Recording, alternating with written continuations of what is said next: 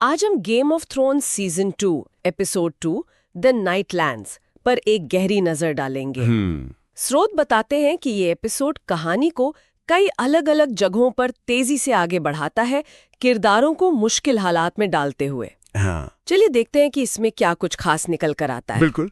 और ये एपिसोड न केवल दुनिया को मतलब वेस्ट्रोस और एसोस की दुनिया को और फैलाता है, बल्कि जो पहले सीजन में संघर्ष शुरू हुए थे ना, किरदारों के बीच उनकी अंदरूनी कश्मकश उनको और जटिल बना देता है। ऐसा लगता है हर किरदार एक चौराहे पे खड़ा है। हाँ, सही कहा। शुरुआत किंग्स लैंडिंग से करते हैं। वहां टिरियन लैनिस्टर आते ही अपनी धाक जमा रहा है। लॉर्ड जेनोस स्लिंट को सिटी वॉच के कमांडर पद से हटाकर नाइट्स वॉच भेजना, ये उसका एक बड़ा कदम है। बहुत बड़ा। स्रोत में टिरियन का एक डायलॉग भी याद दिलाया गया है, ताकत क्या है जानना है तो लोगों से मत पूछो, बस ये देखो कि वे किससे डरते हैं। इसमें क्या गहराई है? देखिए, दिलचस्प बात यह है कि टायरियन यहाँ मतलब तलवार या सोने से नहीं, बल्कि जानकारी और डर के मनोविज्ञान से सत्ता चला रहा है। वो समझता है कि असली कंट्रोल लोगों की वफादारी खरीदने में नहीं है, बल्कि उनके डर को समझने और इस्तेमाल करने में है। ये दिखाता है कि किंग्स लैंडिंग में शक्ति का खेल कितना पेचीदा है। सही। जहां बुद्धि अक्सर मतलब क्रूर बल पर भारी पड़ती है। और ये लैनिस्टर परिवार के अंदर भी सत्ता के बदलते समीकरणों की तरफ इशारा करता है ना? बिल्कुल। लेकिन सत्ता की राजनीति का एक बिल्कुल अलग और शायद ज्यादा दुखद पहलू हम थियॉन ग्रेजॉय के साथ देखते हैं।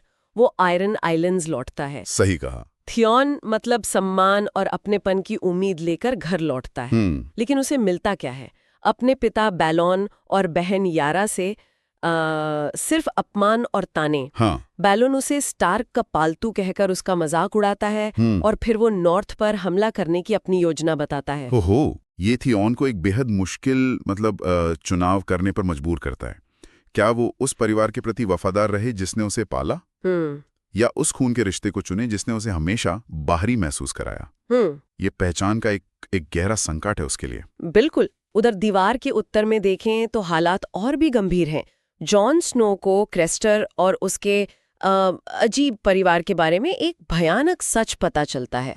जॉन को पता चलता है कि क्रेस्टर अपने ही बेटों को व्हाइट वॉकर्स को भेंट चढ़ा देता है। बाप रे।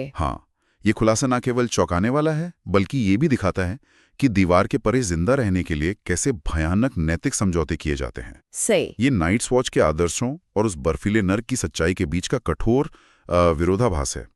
जॉन की मासूमियत यहाँ टूटती सी नजर आती है। कठोर सच्चाइयों का सामना सिर्फ जॉन ही नहीं कर रहा, हजारों मील दूर डेनेरिस टारगेरियन भी रेड वेस की उस तपती लेत में फंसी हुई है। और उसके लिए भी हालात बदतर होते जा रहे हैं। बिल्कुल। डेनेरिस ने जो 3 घुड़सवार भेजे थे, उनमें से एक का केवल सिर कटा घोड़ा लौटता है। ये एक बहुत ही अशुभ संकेत है कि बाहरी दुनिया कितनी खतरनाक और बेरहम है। ये घटना डेनेरीस और उसके छोटे से खालसार की मतलब उनकी भेद्यता को उजागर करती है। उनके पास न संसाधन है, ना कोई सहयोगी, कुछ भी नहीं, और दुश्मन अनदेखे हैं। ये उसके नेतृत्व की असली परीक्षा है, कह सकते हैं। और इन सब बड़े संघर्षों के बीच किंग्स लैंडिंग से भाग रहे 2 युवाओं, आर्या स्टार्क और गेंड्री, उनके बीच एक अनअपेक्षित सा रिश्ता पनप रहा है। स्रोत बताते हैं कि दोनों एक दूसरे को अपने राज बताते हैं। ये बहुत महत्वपूर्ण है। आर्या बताती है कि वो असल में लॉर्ड स्टार्क की बेटी है, और गेंड्री खुलासा करता है कि वो दिवंगत राजा रॉबर्ट बराथियन का नाजायज बेटा है। अच्छा। देखिए, मुश्किल हालात में बने ये अनजाने गठबंधन अक्सर सबसे मजबूत होते हैं। उनका एक दूसरे पर भरोसा करना उनकी खतरनाक यात्रा में एक उम्मीद की किरण तो है। लेकिन उनकी छुपी हुई पहचानें उन्हें लगातार खतरे में भी डालती हैं। ये दिखाता है कि कैसे साझा खतरा और भेद्यता लोगों को करीब ला सकते हैं। तो हमने देखा टायरियन का किंग्स लैंडिंग में बढ़ता दबदबा, थियॉन की पहचान का संकट और वो मुश्किल चुनाव, जॉन का कठोर सच्चाई से सामना, डेनेरिस का अस्तित्व के लिए संघर्ष, और आर्या व गेंड्री का वो गुप्त बंधन।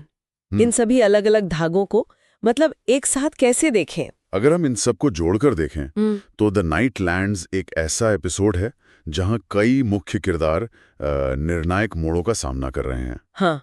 खुलासे हो रहे हैं, निष्ठाएं परखी जा रही हैं, और ऐसे बीज बोए जा रहे हैं जिनके परिणाम बहुत दूर तक जाएंगे। टायरियन सत्ता के खेल की गहरी चालें चल रहा है, थियॉन अपनी जगह तलाश रहा है, जॉन नैतिकता की सीमाओं से जूझ रहा है। सही। डेनेरिस शून्य से शुरुआत कर रही है और आर्या और गेंड्री अनजाने में ही एक बड़े खेल के मोहरे बन गए हैं। कुल मिलाकर कह सकते हैं कि वेस्टरोस और एसोस में सत्ता के समीकरण तेजी से बदल रहे हैं और दांव लगातार ऊंचे होते जा रहे हैं। बिल्कुल। तो ये थी सीजन 2 एपिसोड 2 द नाइटलैंड्स की मुख्य बातों पर हमारी चर्चा। यहाँ एक विचार छोड़ जाते हैं सोचने के लिए। हाँ। जिस तरह का स्वागत और अस्वीकार थियॉन को अपने घर में मिला और उसके पिता की जो महत्वाकांक्षाएं हैं, ये सोचना दिलचस्प है कि कैसे किसी किरदार का अपनेपन का एहसास या उसकी कमी उसे कैसे ऐसे निराशाजनक और शायद विनाशकारी कार्यों की ओर धकेल सकती हैं जिनके परिणाम शायद उसने खुद भी न सोचे हों। अगर आपको यह एपिसोड पसंद आया हो तो प्लीज़ हमारे चैनल टेल्स फ्रॉम ट्रेल को सब्सक्राइब करें, शेयर करें और अपना फीडबैक ज़रूर दें।